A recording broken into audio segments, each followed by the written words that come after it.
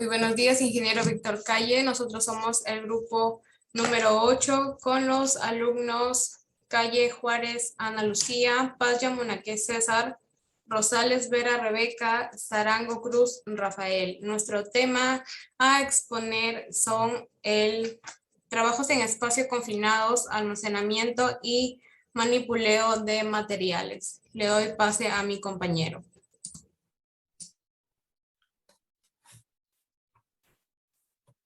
Muy buen día, profesor. En esta exposición, en este video voy a exponer lo que se debería hacer los trabajos en espacios confinados. Mi nombre es César Paz Yamunaque, como ya lo había mencionado antes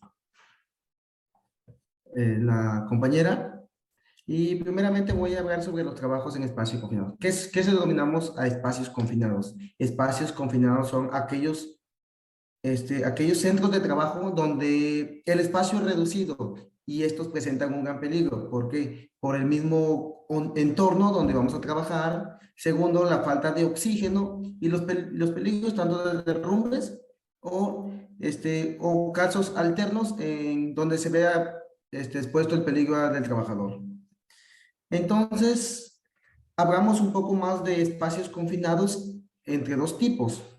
Los tipos de forma directa e indirecta. ¿A cuáles denominamos espacios confinados directos? A reactores o calderas. ¿Y cuáles son los de espacios indirectos? Los espacios confinados indirectos vendrían a ser los pozos, los silos, los pozos, silos y túneles, los cuales están fabricados de acuerdo a los proyectos que se vayan realizando.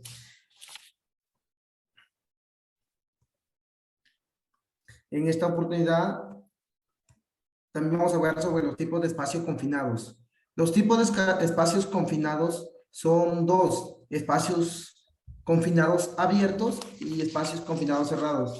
Los espacios confinados abiertos serían los fosos de engrase de vehículos, los que comúnmente vemos en cualquier lugar donde se dé mantenimiento de vehículos, las cubas de desangrado, los pozos, los depósitos abiertos y las cubas. Los espacios confinados cerrados, los túneles, los cuales no tienen solo tienen ingreso, puerta de ingreso y salida, o orificio de entrada y salida. Los gasómetros, los que encontramos en las gasolineras, las alcantarillas, igual de abertura de entrada y salida, las galerías de servicio y la cisterna de transportes, que igual tiene entrada o apertura de entrada y salida.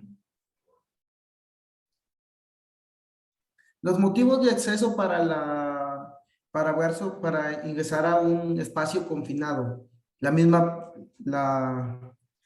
construcción, como lo vemos en la imagen 2, para poder construir necesitamos ingresar, porque si no, ¿cómo vamos a poder aperturar o realizar un tipo de espacio confinado? La misma reparación del trabajo, la limpieza, la pintura, la inspección, y en el caso de que haya habido un peligro o haya habido un derrumbe, cuando se realizó el acceso, entrará al mismo rescate.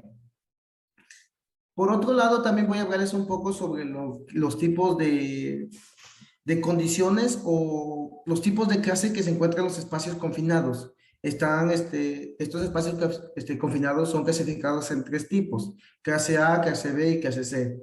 La clase A son orificios o espacios confinados, el cual tienen 16% de aire menos. Y los de clase B, que se encuentran entre el rango de 16% a 16% a 19%. Y los de clase C, de 19% a más. La clase más peligrosa para poder trabajar es la clase A, porque tenemos un oxígeno de 16% a menos, 16% del orificio. Entonces, es algo peligroso entrar a este tipo de espacio confinado.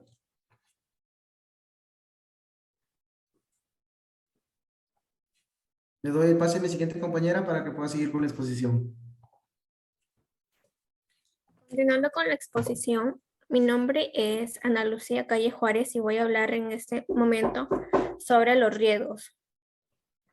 En general, los trabajos en recintos confinados conllevan lo que es una gran variedad de peligros que a la vez aumentan los riesgos para la salud de los trabajadores y obliga a tomar precauciones muy exigentes.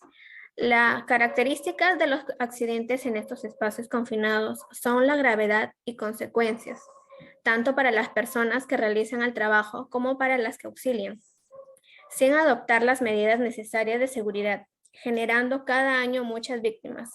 Para clasificar los diversos riesgos existen en espacios confinados, debemos separarlos en dos grandes grupos, que son los riesgos generales y los riesgos específicos. Los riesgos generales se deben a deficientes condiciones materiales que se encuentran en el lugar de trabajo. Encontramos riesgos mecánicos, como los equipos que pueden ponerse en marcha de forma intempestiva, atrapamientos, choques y golpes, por chapas deflectoras, agitadoras, elementos salientes, dimensiones reducidas de la boca de entrada, obstáculos en el interior, etc. También encontramos riesgos eléctricos por contacto con partes energizadas que accidentalmente pueden estar en tensión. Riesgos de caídas y golpes, caídas por resbalamiento, tropezones o incluso las caídas de los objetos. Tenemos también por riesgos biológicos. Son por picaduras y o mordeduras de insecto, además de gérmenes o virus que pueden causar alguna enfermedad al trabajador. Siguiente diapositiva, por favor.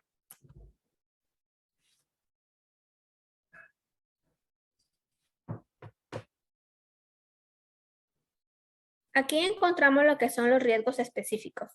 Son aquellos ocasionados por condiciones especiales en que se desarrolla algún tipo de trabajo. Tenemos lo que es el riesgo de asfixia. El aire contiene un 21% de oxígeno. Si esta concentración se reduce, se produce en algunos síntomas de asfixia, las cuales se van agravando conforme se disminuye el porcentaje de oxígeno. Como causas de asfixias tenemos lo que es la combustión de maquinarias, fermentación de materias orgánicas, trabajos de soldadura, oxidación de metales, evaporación de solventes orgánicos, emisiones gaseosas. Por riesgo de incendios y explosión. En un recinto confinado se puede crear con facilidad una atmósfera inflamable, ya que por diversos motivos pueden desprenderse gases o vapores inflamables, como las pinturas, generación de hidrógeno, polvos, combustible, generación de metano. Tenemos también riesgo de intoxicación. La concentración en el aire de algunos productos tóxicos por encima de determinados límites de exposición pueden producir intoxicación, como son los monóxidos de carbono, óxidos nitrosos, amoníacos, polvos metálicos, etc. En este cuadro podemos observar lo que es en porcentajes, tiempos de exposición y consecuencias. Tenemos una concentración de 21%, tiempo de exposición es indefinido y como consecuencia es la concentración normal de oxígeno en el aire. El 20,5%, tiempo de exposición no definido, consecuencia concentración mínima para entrar sin equipos con suministro de aire. El 18% no definido, consecuencia, se considera atmósfera deficiente en oxígeno según la normativa norteamericana ANSI Z 117.1-1977. Problemas de coordinación muscular y aceleración del ritmo respiratorio. Con un 17%, tiempo de exposición no definido, tenemos como consecuencia el riesgo de pérdida de conocimiento sin signos precursores. Del 12 al 16%, tiempo de exposición mínimo, vértigo, dolores de cabeza, disneas e incluso alto riesgo de inconsciencia. Por último, tenemos del 6 al 10% de concentración con tiempo de exposición mínima. Como consecuencia tenemos náuseas, pérdidas de conciencia seguidas de muerte en 6 a 8 minutos. Siguiente diapositiva, por favor.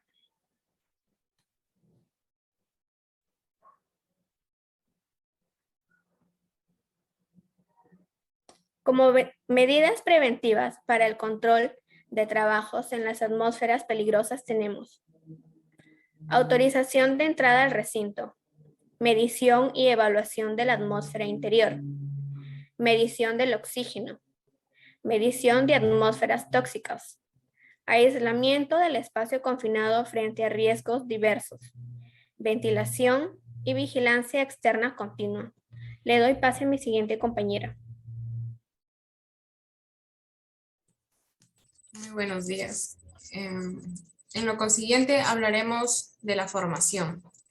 Dado que el cúmulo de accidentes en recintos confinados a la falta de conocimientos del riesgo, es fundamental formar a los trabajadores para que sean capaces de identificar lo que es un recinto confinado y la gravedad de riesgos existentes.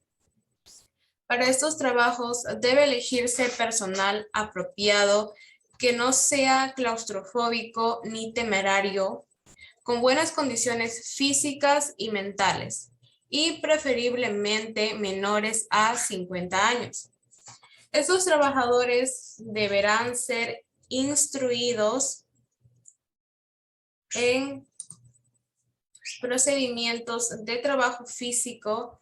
En caso de ser repetitivo, como se ha dicho, deberán normalizarse. Riesgos que puedan encontrar: atmósferas asfixiantes, tóxicas, inflamables o explosivas. Y las precauciones necesarias: utilización de equipos de ensayo de la atmósfera, procedimientos de rescate, de evaluación de víctimas, así como los primeros auxilios.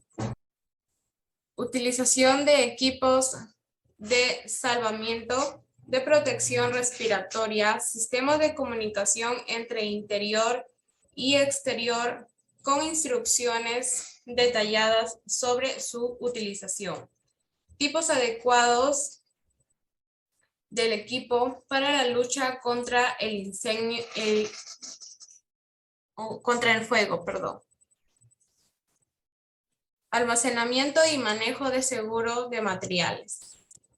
Para realizar cualquier labor se debe cumplir con estándares. Lógicamente, el almacenamiento de materiales no es la excepción. En este caso, no es solo el material importante, sino también el transporte y la bodega o almacén, que debe cumplir con ciertos criterios, como son la iluminación, ventilación, señalización, entre otras cosas. Siguiente, por favor.